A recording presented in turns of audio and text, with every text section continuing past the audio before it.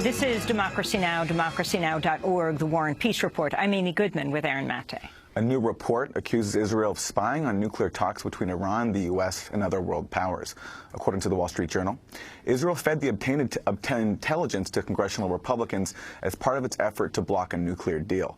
The news comes as the White House is already reassessing its policy toward Israel following Prime Minister Benjamin Netanyahu's rejection of a two-state solution. In recent days, administration officials from President Obama on down have openly criticized Netanyahu for vowing no Palestinian state and warning supporters about a high turnout of Arab voters. The comments helped Netanyahu win re-election last week, but they've also worsened U.S.-Israeli ties already threatened by the standoff over talks with Iran. On Monday, White House Chief of Staff Dennis McDonough became the latest administration official to criticize Netanyahu's comments. Speaking to the group J Street, McDonough said the U.S. could not ignore Netanyahu's disavowal of a two-state solution. After the election, the Prime Minister said that he had not changed his position. But for many in Israel and in the international community, such contradictory comments call into question his commitment to a two-state solution, as did his suggestion that the construction of settlements has a strategic purpose of dividing Palestinian communities, and his claim that conditions in the larger Middle East must be more stable before a Palestinian state can be established. We cannot simply pretend that these comments were never made. Dennis McDonough went on to say Israel's nearly 50-year occupation of Palestinians must end. But whether the White House is prepared to drop long-standing U.S. support for the occupation is the question that lies ahead. The Obama administration has said it's now considering not blocking or maybe even backing a UN Security Council resolution that would call for a two-state solution based on an Israeli withdrawal from the occupied territories. That would be a major change. The Obama administration's previously vetoed UN Security Council resolutions advancing Palestinian statehood and criticizing Israeli settlement activity, even when those measures affirm official U.S. policy. Amidst U.S. criticism and talk of a new approach, Netanyahu has tried to walk back his comments. Just 3 days after vowing no Palestinian state on the eve of the vote, Netanyahu backtracked in an interview with MSNBC. Then on Monday, Netanyahu expressed regret for his comments about Arab voters. I know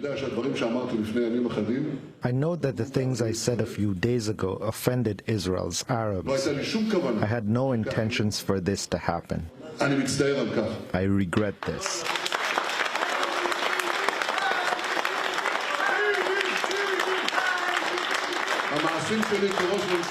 My actions as Prime Minister, including the great investments in the minority sectors, prove the total opposite. Equally, I think it's forbidden that any foreign body will intervene in the process of our democracy. That's the Israeli Prime Minister Benjamin Netanyahu. Despite talk that his comments could trigger a change in U.S. policy, there are other signs the status quo will prevail. White House officials have vowed the billions of dollars in U.S. military aid to Israel will continue unimpeded, and so far there's been no change in policy at the UN. On Monday, the U.S. joined Israel in boycotting a UN Human Rights Council session on alleged violations during last year's assault on Gaza.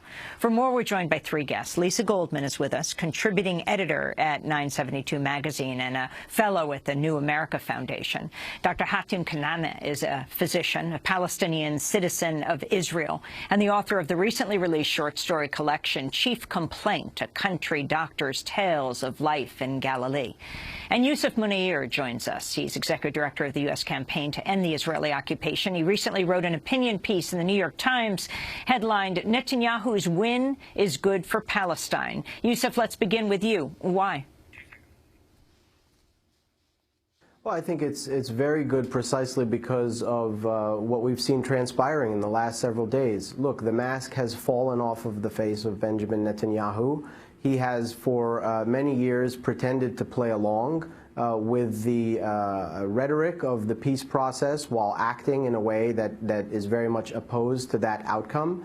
But now, because of the statement that he's made and because of the mandate that he's gotten from an Israeli electorate, it's very clear that the process of the past, no one can pretend that that can still go on. So we need to have a significant period of reassessment in policy now.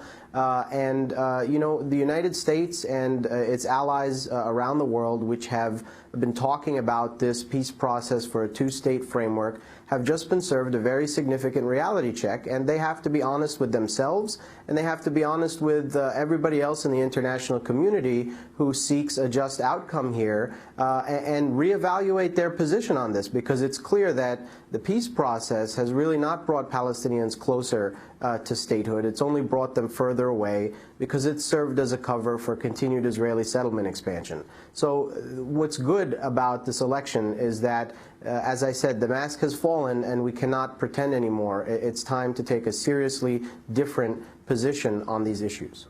Yusuf, what do you make of the proposed steps that the administration has suggested it might take in response to Netanyahu? No longer standing in the way of its own policy at the UN, so not blocking a measure that might condemn the illegal settlements, or possibly even advancing a resolution that affirms a Palestinian state based on an Israeli withdrawal from the territories. Also, potentially not blocking a Palestinian attempt at the International Criminal Court. Is that significant, and do you actually think any of it will happen? Well, you know, in the introduction to the section, you mentioned the comments made yesterday at a gala by an Obama administration official saying that the occupation that has lasted for 50 years must end. The reality is the United States had that position in November 22nd of 1967 when they voted in support of UN Security Council Resolution 242. At that point, the occupation had only been around for 6 months. So, you know, when we hear things like that, and we hear about the prospect of perhaps the United States changing their voting behavior at the United Nations, that's great to see, but it really has to translate into action. Not just in terms of abstentions, even though that would be a good thing, but we also need to see the United States addressing its complicity in the Israeli occupation, ending U.S. military aid to Israel, ending support for the settlements through all sorts of exemptions on taxes that U.S. taxpayers are taking advantage of to funnel money into settlements.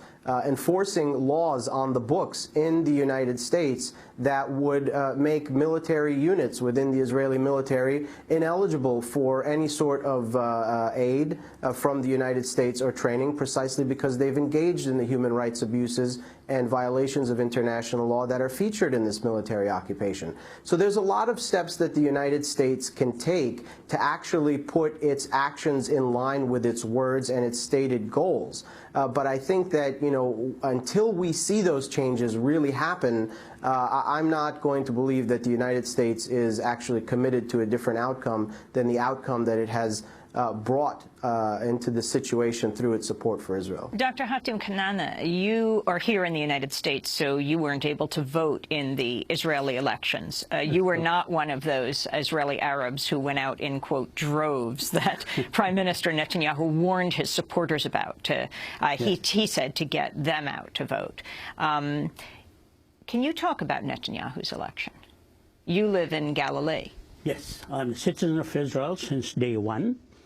And our community actually, for the first time, the various factions that ran for the Knesset usually and spent their force by arguing internally. For the first time, they were able to constitute a single list and to address that was the joint list that came in third. That's the joint list that came in as the third largest party in Israel.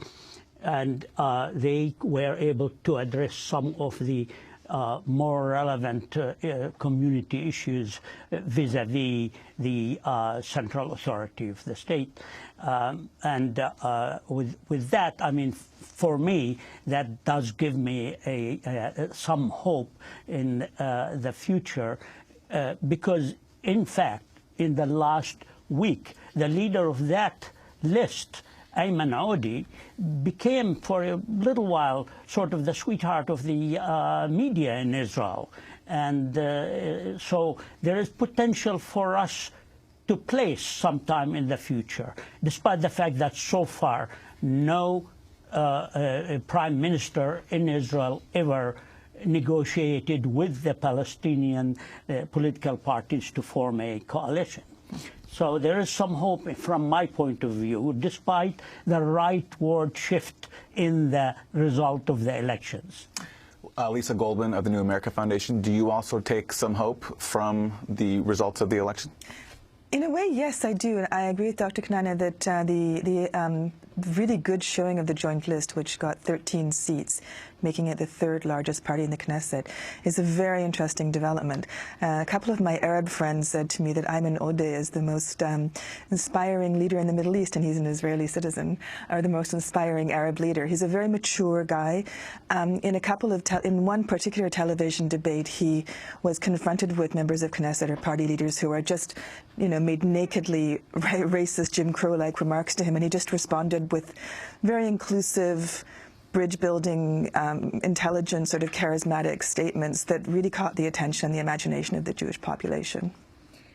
Dennis McDonough, the chief of staff of President Obama's comments, calling Netanyahu's comments very troubling, were made at the J Street conference. You were there. Yes, I was there. Can you explain what J Street is and your being there? What are the debates that are going on there? So actually, J Street this year was very, very interesting for a couple of reasons. I think the main reason was one of my friends, actually an Arab friend of mine who was there, said it sounds like the liberal Zionists are sitting Shiva for their ideology. I wouldn't go quite that far. He was joking, of course, but there was a sense like J Street is an organization. It's an NGO. It's a liberal Jewish NGO. Well, not just Jewish, but their slogan is pro-Israel and pro-peace, and they advocate for a two-state solution.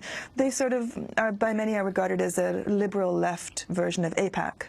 And they've had some interesting successes. I think that they're a very interesting organization in the sense that they try very hard to bring disparate voices under a single umbrella to talk about alternative solutions. But there are a lot of people who were at J Street who said, look, with all due respect, the two-state solution is a wonderful idea, but it's a bit late. And I'm actually one of those people. And I don't advocate ideologically one state. I don't think it's going to be the best outcome just for pragmatic reasons.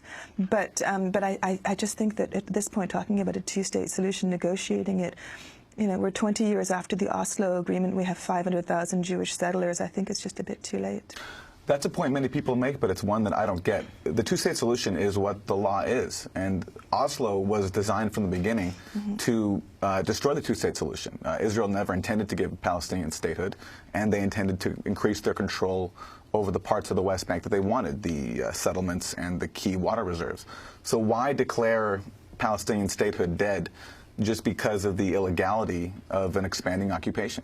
Well, I mean, that's an interpretation, right? But no one's actually said Oslo. Nobody who was involved in negotiating the Oslo Agreement said, actually, we were just joking. The point was to take over the Palestinian Israeli resources. leaders were explicit on this point. Yitzhak Rabin, who founded the peace process, he was opposed to a Palestinian state.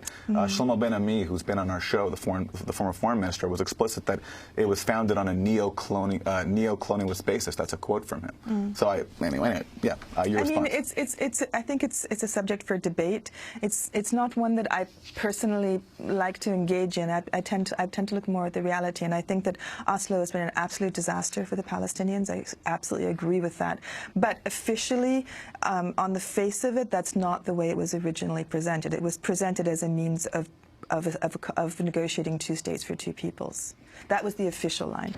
Let's go back to the J Street conference in Washington. On Monday, the Israeli writer Noam Shizaf, co-founder of the online magazine 972, criticized J Street and the Obama administration for backing Israel's most recent assault on Gaza and said that should be discussed. The one word that wasn't mentioned in here was Gaza. And the problem is Gaza. And what the Israeli public chose is another Gaza. And I think people should understand that. And I think stepping out of the comfort zone is not talking about Netanyahu. I think attacking Netanyahu is easy for everyone on this panel and for everyone in this room. I think that we should discuss the position we took about Gaza, the position Labor took, the position this organization took, and